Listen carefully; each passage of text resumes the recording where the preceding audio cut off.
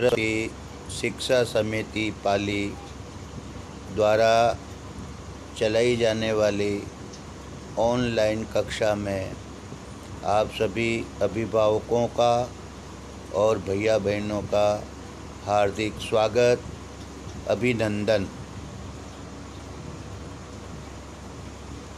कक्षा द्वितीय, विषय संस्कृत, पाठः चतुर्थः, प्रकरण व्यक्ति एवं वस्तु परिचय। अभिभावकों, आज हम नया पाठ चालू करने जा रहे हैं। इस पाठ में हम व्यक्ति और वस्तुओं के बारे में जानेंगे। उनका परिचय संस्कृत में कैसे किया जाता है वह जानेंगे। तो आइए आज हम पढ़ते हैं पाठ चतुर्थ, प्रकरण व्यक्ति एवं वस्तु परिचय।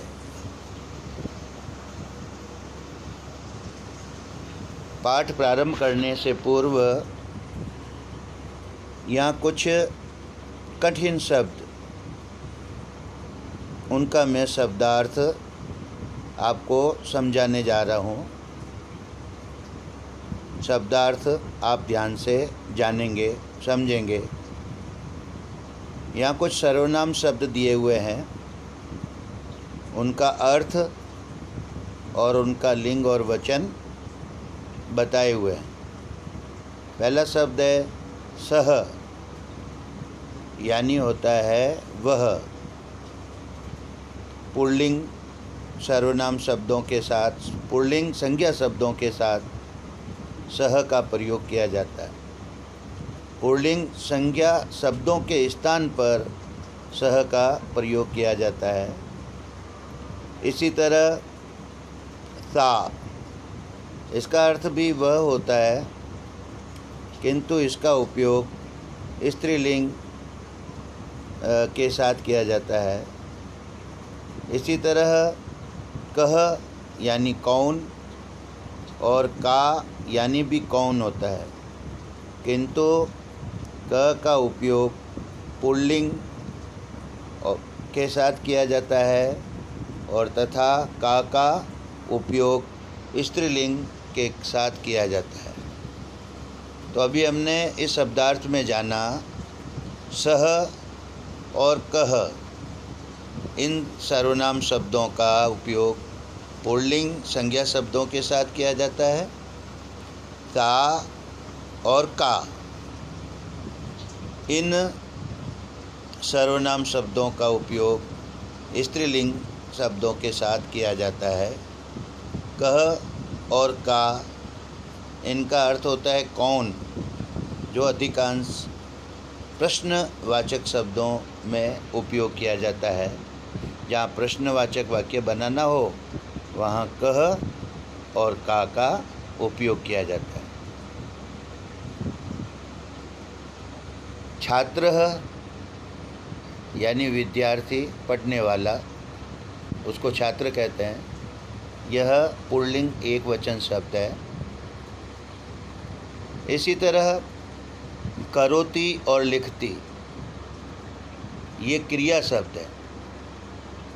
क्रिया को संस्कृत में कहते हैं धातु।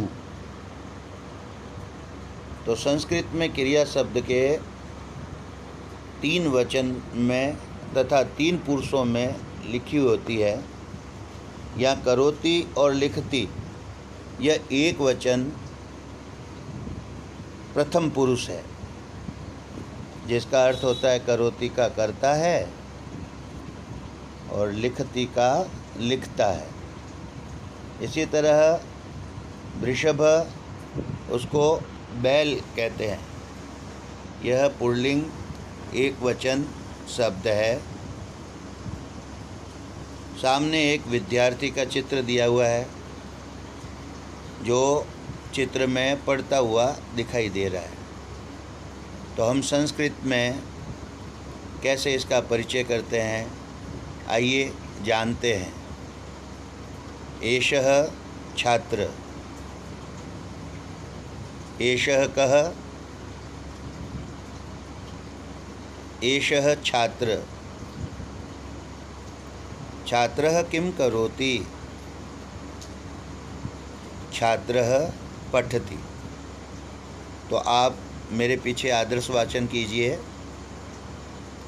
एषः छात्रः, बोलिए। एषः छात्रः, एषः कः, एषः छात्रः, बोलिए।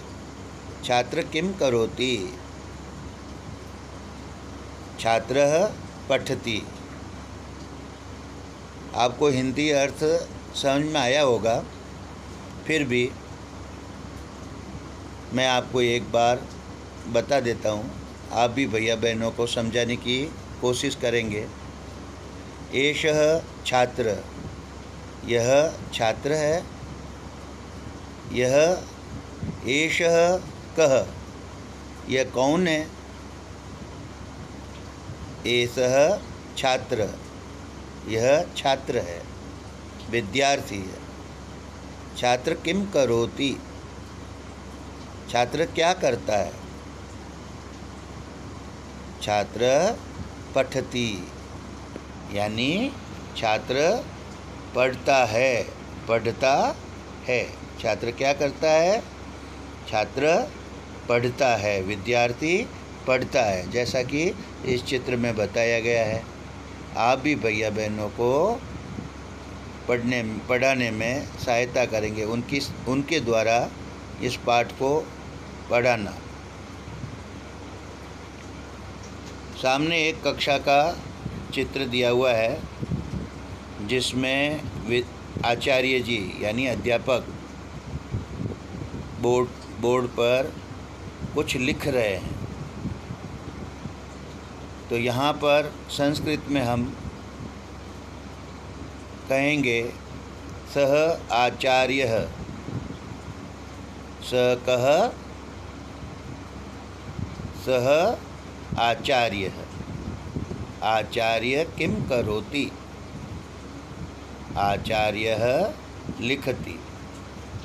अब आप मेरे पीछे पीछे बोलेंगे और पढ़ेंगे।